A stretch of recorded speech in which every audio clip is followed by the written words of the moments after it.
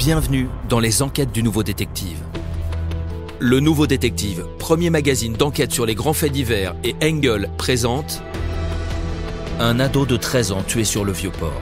Une enquête de Mathieu Fourquet. L'éducateur du foyer social est furieux.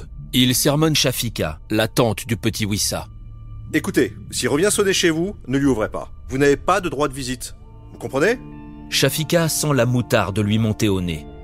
Qu'est-ce qui lui chante celui-là ? C'est sa faute peut-être si son neveu s'est sauvé du foyer pour se réfugier chez elle ? Et qu'est-ce qu'elle aurait dû faire ? Lui claquer la porte au nez ? Le laisser à 10 ans seulement se débrouiller tout seul dans la rue ? Elle le connaît bien son Wissam. C'est un bon gamin, mais la vie ne lui a fait aucun cadeau. Il n'avait que 8 ans, en août 2018, quand on l'a placé dans ce foyer à Marseille. Sa mère, atteinte de schizophrénie, ne pouvait plus s'occuper de lui, et personne d'autre ne le pouvait. Dans l'urgence, on n'a pas trouvé d'autre solution. Mais allez expliquer ça à un minot. « Je veux voir ma maman !» pleurait le pauvre Wissam, les poings serrés. « Ça viendra un jour. Mais d'ici là, il faut que tu sois patient, mon petit Wissam. » Un jour ? Être patient ? Mais tout ce que ce petit veut, c'est un câlin de sa mère. Un câlin qui ne viendra jamais. Alors parfois, oui, il lui arrive de mal réagir, d'être violent, d'être en colère. Mais ce n'est pas grave, parce que dans le foyer, on a un remède miracle pour les gamins turbulents. On les shoote au calmant. Gavé de médicaments, le visage bouffi, Wissam a vite l'œil hagard d'un drogué. Mais sa résolution ne faiblit pas. Il veut retrouver sa famille. Et c'est ainsi que les fugues ont commencé. À chaque fois qu'il s'échappe, c'est pour retourner chez sa mère ou chez Shafika, sa tante qui a de l'affection pour lui. S'il trouve porte close, il s'aventure du côté du Vieux-Port. Les bateaux de pêche qui rentrent éclaboussés d'embrun le fascinent. Il aime le cri des mouettes, l'odeur piquante du large. Il peut rester ici des heures. Parfois, il se fait gronder parce qu'il est dans les pattes de tout le monde. Alors il va un peu plus loin, près du stand de crêpes. La marchande est gentille et elle lui offre toujours une beurre-sucre quand elle le voit traîner. Wissam la mange vite en se brûlant un peu les doigts parce que c'est bon et qu'il a faim. Bien sûr, on a signalé sa fugue au foyer. On le retrouve et on le ramène là-bas. Ce n'est pas compliqué, on sait toujours où le trouver. Il ne va pas bien loin. Il veut juste rentrer chez lui. Et alors, il faudrait que sa tante le laisse dehors quand il sonne à sa porte ? Shafika trouve que tous ces donneurs de leçons des services sociaux sont bien peu humains. En tout cas, ils peuvent toujours la sermonner, la menacer. Jamais elle ne refusera d'accueillir son propre neveu. Le jour où elle l'a trouvé endormi dans le hall de son immeuble, qu'aurait-elle dû faire ? Détourner le regard ? Passer sur la pointe des pieds pour ne pas le réveiller ? Qui ferait une chose pareille ? En 2021, on change Wissam de foyer. La nouvelle équipe semble comprendre que gaver de calmant un gamin de 11 ans n'est pas la meilleure chose à faire. Désormais, Wissam est envoyé dans un collège de Marseille avec d'autres jeunes en difficulté. Il joue au foot dans un club de quartier, participe aux activités sportives et aux sorties d'une association. Il a même le droit d'aller voir sa mère un week-end sur 2, chez elle. Est-il plus heureux ? Oui et non. Comme il l'explique à sa tante, on l'a mis dans un groupe de gamins atteints de handicaps mentaux. Du coup, il ne trouve personne pour jouer avec lui ou devenir son ami. Alors il recommence, il fugue. Il retourne humer l'air de la liberté sur le Vieux-Port. L'endroit le fascine et agit sur lui comme un anxiolytique. Sur les quais, il est apaisé. Les bateaux qui ondulent sur l'eau, la forêt de mâts étincelant sous le soleil, le vol d'une mouette dans le ciel bleu. Par-delà le fort Saint-Jean et l'horizon très loin, il y a Casablanca. Sa famille est là-bas, au Maroc. Un jour, il ira. Pour l'instant, il se promène au milieu des étals du marché aux poissons. Les parasols colorés, les écailles argentées dans les casiers bleus, les cris des vendeurs. C'est dans cet univers qu'il se sent chez lui. Sa copine, la marchande de crêpes, est toujours là. Parfois, il lui donne un coup de main pour servir des sodas aux touristes. En échange, elle lui glisse un petit billet. Bien sûr, il ne devrait pas être là.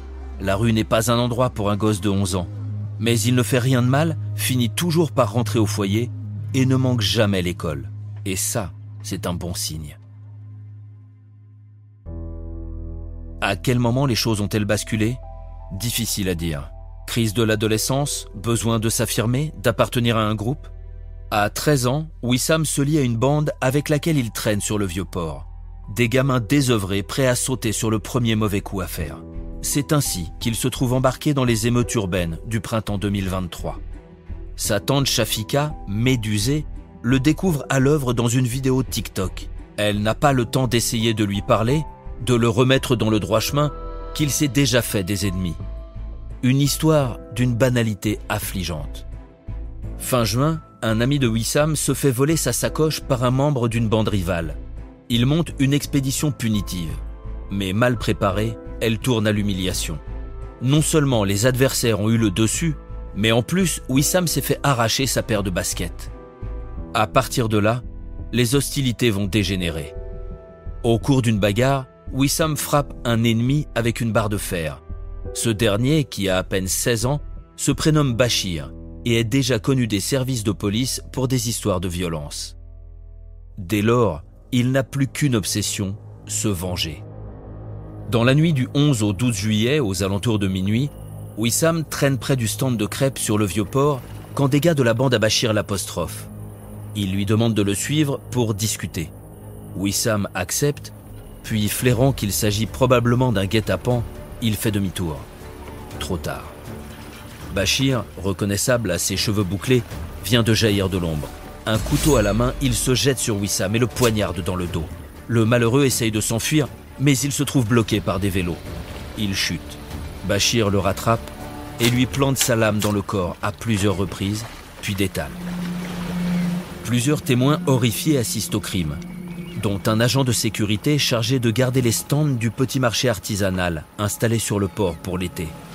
L'homme se précipite vers Wissam, tente de le réanimer avant l'arrivée des secours. Un passant lui prête main forte. Constatant que le blessé perd son sang en abondance, l'agent de sécurité lui fait un garrot de fortune. « T'inquiète pas, petit. Ça va aller. L'ambulance arrive. » Mais il n'y a plus rien à faire. Wissam va mourir là, dans le caniveau. La scène ayant été filmée par plusieurs caméras de surveillance, la police n'a aucun mal à arrêter l'agresseur et l'un de ses proches dès le lendemain. À l'issue de sa garde à vue, Bachir, qui demeure présumé innocent, a été mis en examen pour meurtre et incarcéré. Son comparse présumé, qui n'est autre que son petit frère âgé de 13 ans, est poursuivi quant à lui pour complicité.